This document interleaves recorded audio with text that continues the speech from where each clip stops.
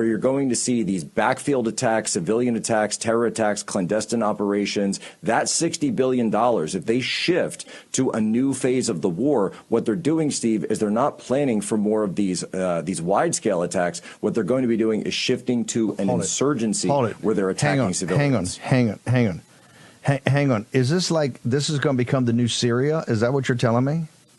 It's Syrianization. That's the plan they laid out. Syrianization is the policy. So take a look at what they've done in Syria, where we've got our troops acting as the human meat shields for the Iranians, for the Iranian proxies, for the Turks to the north, for the Syrian army to sort of the southwest. What you're going to have then, and they're not, by the way, they're not going to put U.S. troops there. Who are they going to do? They're going to put the Poles in, because they've got Donald Tusk over there and his new defense minister already saying, and remember, this guy, everything Donald Tusk does is directly operated from Brussels, because he's directly operated from Brussels. He's Merkel's deputy.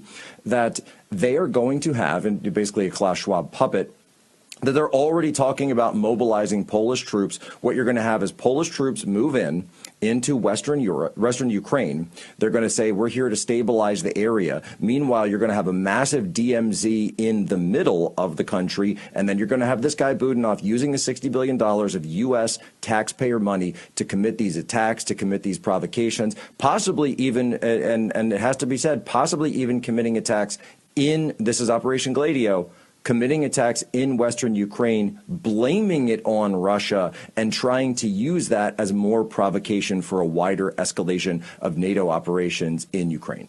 And who said that publicly recently? Oh, right, Chuck Schumer. Oh, right. So that's me 1 year ago explaining to Steve Bannon exactly where they were moving to in Ukraine. And what do you know? That's exactly where we are now. The difference being, Poland has an election in a couple of weeks, so the Polish globalists like Donald Tusk and Sikorski and these other guys over there, they're not going to say Polish troops on the ground. You know, they're saying, oh, no Polish troops, no Polish troops. Of course, no Polish troops. Who would never, ever do such a thing.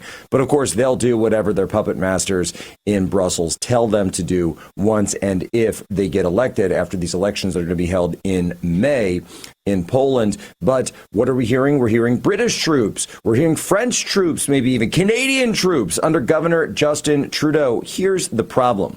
Western Europe is, and by the way, when I say this, I mean Western European governments. These governments are pathetic.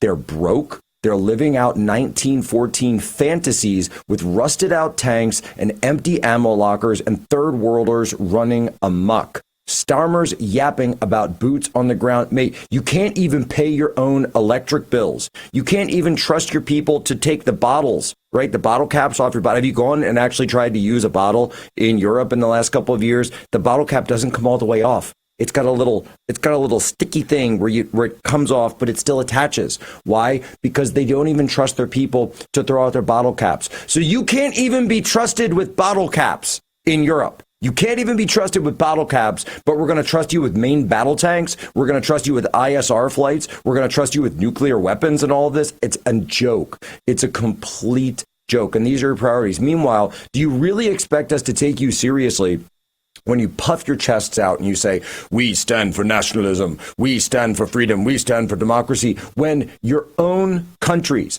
are being overrun by invaders from the third world that are killing and raping your people in the streets every single day? And we saw another one just happen in Munich. Another one happened in Germany. It happened in Germany. It's ridiculous. And it happened in Munich when we were there. There's so many of them, you can't even keep track, again and again and again. And this has been going on for a decade. It's been going. So don't sit there and tell us that you care so much about the sovereignty of your countries when you are actively working to undermine it, when you are actively working to destroy it. What President Trump is doing with J.D. Vance, it's not just about rapprochement. It's not just about a peace deal with Ukraine. Understand that. It is about resettling the stakes vis-a-vis the global conflict. When I say global conflict, I don't mean World War III, but I mean the global competition between superpowers. And currently there are three superpowers in the world: the United States, China, and Russia. Okay, those are the three. What the Biden administration did, and the Obama administration prior to them, was drive Russia and China together. So what do you have? The Sino-Soviet merger. Yet again, just like during the Cold War.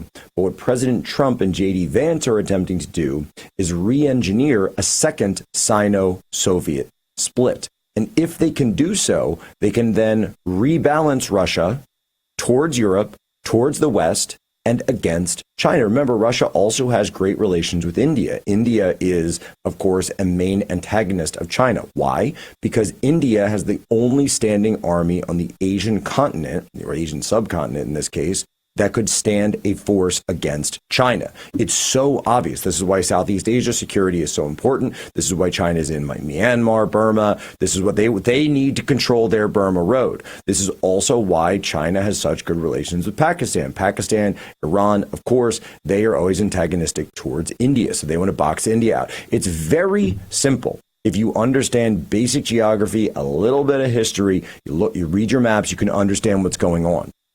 So rather than have the Third World War actually break off and break out and go hot, which is exactly what they want to happen, what President Trump and J.D. Vance are doing is saying, you know what? Rather than overextend ourselves and decide that we are going to be the world police and we're going to backstop the funding of the defense of all of Western Europe and the entire world, and we're going to stick our nose in all of the places it doesn't belong, what we're going to do is say, what makes the United States safer? What makes the United States more secure? What makes the United States more prosperous? We are going to conduct ourselves in that manner. And if this war or another deal isn't good for the American people, then we're out. We're going to pull chocks. It's just that simple.